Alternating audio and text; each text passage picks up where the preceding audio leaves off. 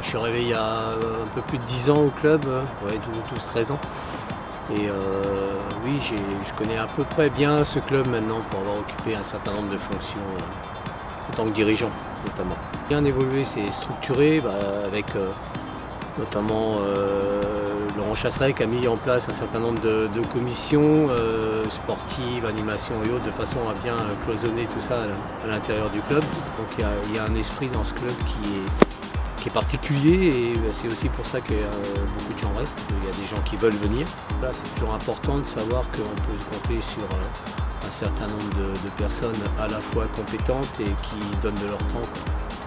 Voilà, dans un club, c'est quand même, il n'y a pas que les joueurs, il y a tout le monde autour. Bien entendu, les bénévoles, c'est une évidence. Depuis 7 ans, je suis à Changé avec en charge les U14, U15 dans un premier temps. Et puis la responsabilité technique générale des jeunes, et puis aujourd'hui les U18, U19. Alors Changé, de l'extérieur, c'était un club avec un potentiel jeune assez fort, en développement.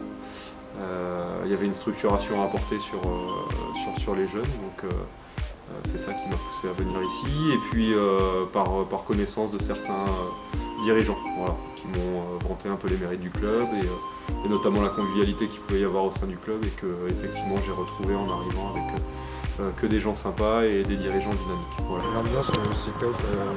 En fait on a un petit groupe de potes et on est une famille soudée même si ça se passe pas toujours bien sur le terrain. Le vivier de jeunes surtout, d'avoir beaucoup de jeunes, des installations qui permettent aussi le fait qu'ils puissent s'entraîner dans de bonnes conditions tous ensemble.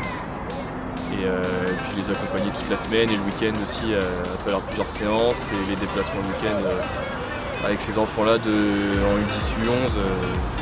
C'est hyper intéressant, on a quand même une cinquantaine d'enfants sur cette catégorie-là. On a des entraînements en salle aussi, ouais, une séance par semaine maintenant, avec une structure interne une structure en salle qui a passé un accord avec le club et chaque catégorie a un créneau de 1 heure par semaine en salle. Donc c'est quand même un plus. Je suis salarié, j'ai 35 heures au club.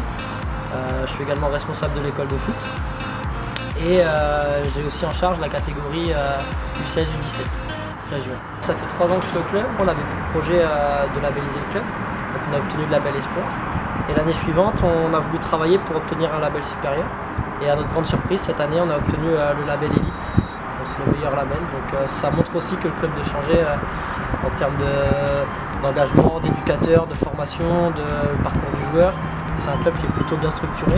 En plus de ça, on a nos féminines. Donc c'est vraiment un club qui est bien structuré. Le label féminin, on l'a aussi. Donc, par contre, là, cette année, on a eu le label bronze. Et l'année précédente, on avait le label argent. Donc on retravaille cette année pour obtenir un meilleur label sur les filles. Mais je ne me fais pas trop de soucis étant donné la qualité des éducateurs au sein du club. Je suis éducatrice depuis 10 ans au club de Changé. D'abord sur la section féminine, parce qu'au début, on n'avait pas.